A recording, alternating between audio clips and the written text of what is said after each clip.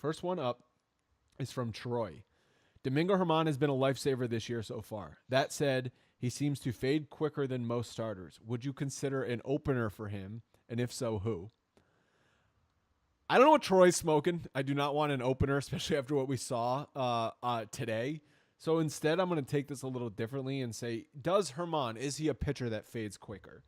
So he's made 8 starts. He's pitched in 9 games this year. He's made 8 starts. His average start is 6 innings and 90 pitches. That seems about what they're only willing to push most of their starters, right? I mean, I think that's just baseball today. Yeah, you're looking at 6 innings is you're still going to get your Max Scherzers or somebody going 7, 8, maybe even 9 innings. But I don't see them pushing. I think Domingo German, like 6 innings, 90 pitches, is about what they're looking to get. And when you're talking about how he faces through the order, first time through the order, he's faced 72 batters. He's allowing a 149 batting average and a 477 OPS. Awesome. Second time through the batting order, 72 batters faced, 154 batting average, 453 OPS. He's equally as good first and second time through the order. Third time through, he starts to fade. 49 batters faced, so he hasn't fully gotten through the third time through the order every time. 289 batting average against 814 OPS. That's the one that stands out. 814 is a high OPS. And the biggest difference here, 1, 2, and 3 through the order, is his walk rate. He starts to walk guys third time through the order. Yeah, I mean, this was the big thing about German last year, is if he could figure out, how to get deeper into games, how to figure out that third time through, because last year we would see some decent starts and then he would just fade. And this year I think he's managed it better. I do think he's getting a little lucky. The last couple of starts, though, we've also seen a lot of runners on base. We've seen base knocks, some walks later on, and you look at the box score at the end, you're seeing 7, 8 guys on base through the game, and a lot of them came. Well, it's coming late. That's what I'm saying. A lot of them are coming late in the game. So I do believe there's a bit of fires being put out, a little bit of a magician act at the end there. But he seems to be able to get out of them, whereas last year he was not getting out of them. Or at least the Yankees weren't giving him the opportunity to get out of them. They certainly weren't going to push. But there were definitely times where he would implode as well, third time through. So I think it's super interesting the fact that he hasn't.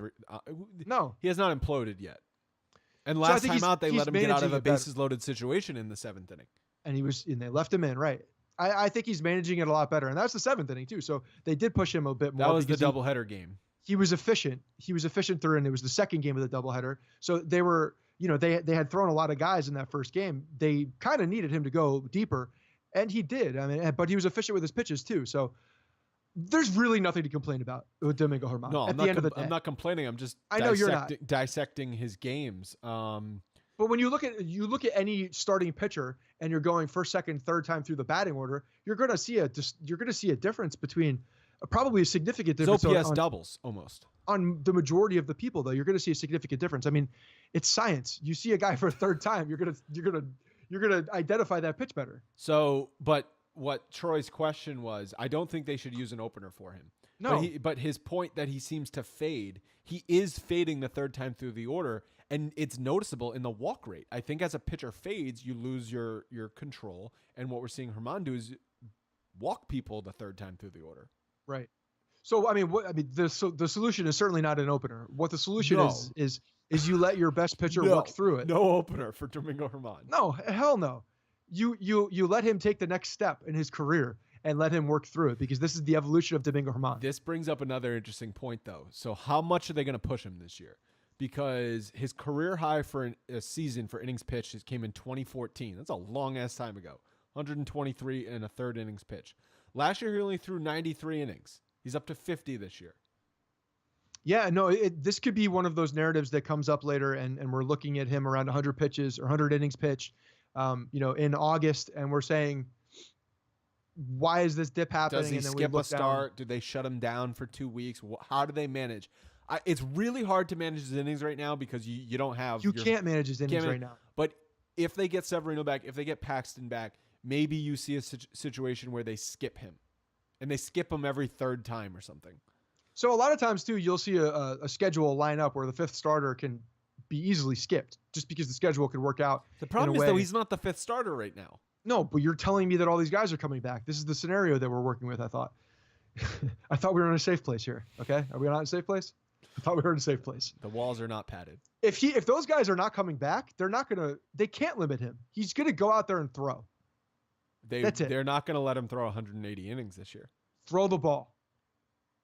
Look, the guys are hopefully coming back, because if they're not coming back, something is going to happen, whether it's going to be a trade or they're going to sign a guy like Dallas Keuchel off the free agent market. Something will happen. So there will be an opportunity, most likely, that they will be able to manage those innings at some point, whether it's Severino and Paxton coming back for a while.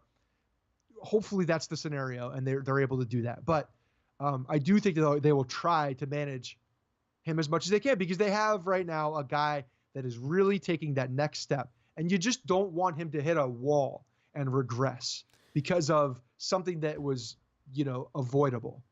And that's wear and tear on the arm, because he hasn't thrown them. 2014, like you said, that's 5 a long years time ago. I mean, it's forever ago. So this is a guy that's not been in a situation like this. He's been in the minor leagues for a long time. And when he's come up, he's not been a starter. And last year, he got shut down because of injury. Yeah.